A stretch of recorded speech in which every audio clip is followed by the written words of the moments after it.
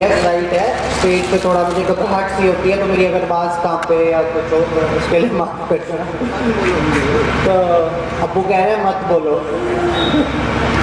तो मैं तो स्पीच तो मेरे को देनी आती नहीं, ना मुझे भाषण देना आता। मैं तो सिर्फ अपना पॉइंट ऑफ व्यू, अपना नज़रिया दो बेनतियाँ करके जाऊँगा कि मेरा सियासत में मैंने कदम रखा तब जब मम्मी ने कहा कि अकेल मीटिंग्स वगैरह मेरी बहुत होती हैं, अब मैं मिनिस्टर बन गई हूँ तो तुम थोड़ा सा जाके लोगों को वहाँ अटेंड कर लिया करो।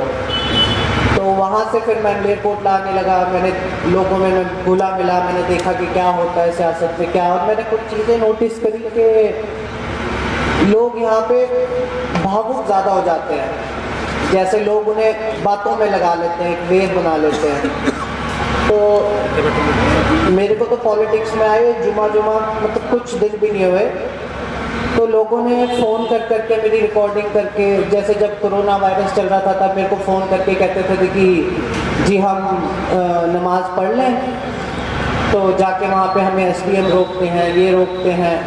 तो उनको अब मैं क्या ही बोलता हूँ, उन्होंने रिकॉर्डिंग्स कर रखी हैं। और एक मुफ्ती जी हैं, मुफ्ती में उन्होंने तब तक फतवा दे दिया था कि कोरोना वायरस में गुनाह है जाना नमाज़ पढ़ना। तो मेरे को तो पॉलिटिक्स में इतना ही मैंने देखा कि लोगों को बातों में लगा लेते हैं, ऐसे लगा लेते हैं। तो मेरे को तो मेरा पॉलिटिक्स में ये हाल है, अगर आपको कोई मेरी रिकॉर्डिंग सुनाए या कुछ सुनाए तो मैं तो पॉलिटिक्स में इतना नया हूँ कि मेरा ऐसा हाल है पॉलिटिक्स में कि अमली तीसरी मंजिल से नीचे गिर जाता है, उसके आसपास लोग इकट्ठे हो जाते हैं, कहते हैं भाई साहब क्या हुआ क्या हुआ, क्या पता नहीं मेरा मतलब होने आया है। तो पॉलिटिक्स में तो मैं बिल्कुल नया आया हूँ। तो मेरी सिर्फ दो बेनतियाँ हैं। एक बेनती, कोई रिकॉर्डिंग करे आपको भावुक करे, उसके जाल में नहीं आपने फंसना हो। सिर्फ ऑपोजिशन वाले करते हैं, जो आपको चीज़ें दिखाते हैं कि सड़कें नहीं बनी, ये नहीं हुआ, वो ऑपोजिशन वाले करते हैं। और दूसरी जो मेरी बेनती है वो ये है कि यहाँ पे प्लीज़ मेरे को, जब मैंने फ़ोन अटेंड करने लोगों के शुरू किए, मेरे को बहुत फ़ोन आते थे कि जी मेरी सीवरेज जाम हो गई है, हमारा यहाँ का सीवरेज जाम हो गया है। प्लीज़ हाथ जोड़ के बेनती है, सीवरेज में मत फेंका करो गंद, वो आपको ही दिक्कत देगा। उससे अगर आपके शहर में साफ़ सफाई रहेगी, उससे हमें कुछ नहीं मिलेगा, उससे वोटों पे भी कुछ नहीं फ़र्क पड़ेगा, उससे सिर्फ आपको ही फ़र्क पड़ेगा, आपका शहर साफ रहेगा।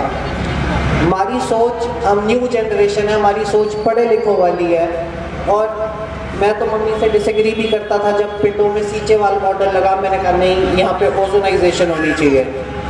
और शहर में यहाँ पे एक ट्रीटमेंट प्लांट लग रहा था, मैंने कहा वो ट्रीटमेंट प्लांट सेल्फ मैनेजेबल होना चाहिए, मतलब कि जो आपका वेस्ट होता है उसको ऐसे ट्रीट किया जाता है कि वो खुद बिजली ऑपरेट बनाने लग जाता है। तो मैं उस प्लांट के हक में था। तो हम पढ़े लिखे, नई जनरेशन वाली सोच है हमारी, नई लोग हैं। तो मैं डिटेल में तो आपको क्या ही समझाऊँ कि साफ़ सफाई के क्या क्या फ़ायदे हैं। हमारे मज़हब में तो है ही है साफ़ सफाई का, और भी बहुत फ़ायदे हैं। आपका टूरिज़्म बढ़ेगा। आपका चंडीगढ़ को क्यों जाना जाता है? इसलिए जाना जाता है कि बस वहाँ पे साफ़ सफाई है, क्लीन सिटी। जाना जाता है कि नहीं जाना जाता? तो आप साफ़ सफाई रखेंगे तो आपका ही फ़ायदा होगा और किसी का फ़ायदा नहीं होगा। और अब्बू इंशाल्लाह अब ऐसी माशाल्लाह ऐसी पोजीशन पे है कि बहुत कुछ करा सकते हैं वो। हमारे कांग्रेस में ऐसी जगह ओहदे पे है, वो क्यों कुछ कहें हमारे शहर के लिए तो उसको ना नहीं होगी। तो अब्बू को मौका दो, आप बस अब्बू देखो शहर को कहाँ से कहाँ ले जाते हैं। ये तो ज़िला वगैरह तो बहुत छोटी चीज़ है। बस मेरी यही दो बेनती थी। एक तो लोगों की बातों में नहीं आना, आपने भावुक नहीं होना, किसी की बातों में नहीं आना। खुद अपना दिमाग लगाया करो, खुद सोचा करो कि किसने काम कराया, किसने नहीं काम कराया। हमारा देश 75 साल तो पुराना देश है, आज़ादी मिले। इससे बुजुर्ग तो मैं आपको बंदे दिखा दूंगा 4-5 यही। तो अभी धीरे धीरे टाइम वक्त लगता है काम होने में। अभी देखो 5 साल में मम्मी को मिनिस्ट्री मिली है, आप खुद देखो 5 साल वर्सेस जब से आज़ादी हुई है तब से अब तक। आप यही देख लिया करो, लोग आपको कुछ कहे ना कि ये सड़क नहीं बनी, वो नहीं बनी, ये नहीं बनी, तो आप ये देख लिया करो क्या क्या हो गया है। आप ये पूछ लिया करो कौन हमारे लिए बेहतर रहेगा, वो बेहतर रहेंगे या रज़िया बेहतर रहेगी।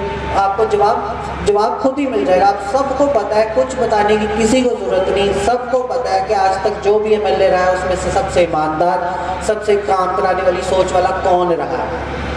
बस इतनी अपील थी मेरी। और साफ सफाई का प्लीज़ ध्यान रखो। आप साफ सफाई का ध्यान रखोगे, आपको ये सिर्फ तालियां बजाने वाली बातें नहीं है, इसमें आप गौर करना। आप साफ सफाई रखोगे, आपको बस उठा के और डस्टबिन में फेंकना और कुछ नहीं करना। गाड़ियां तक मम्मी ने चलवा दी हैं, कूड़े उठाने वाली, बड़े बड़े डस्टबिन तक मम्मी ने रखवा दिए हैं। तो उसमें फेंको, आपकी मच्छर कम होंगे, बीमारियां कम होंगी और आपको ही फायदा मिल रहा है। बहुत बहुत शुक्रिया अकिल, वधिया लग्या। देखो गल पता की है, एड्डी वधिया गल, एड्डी डीप गल की है।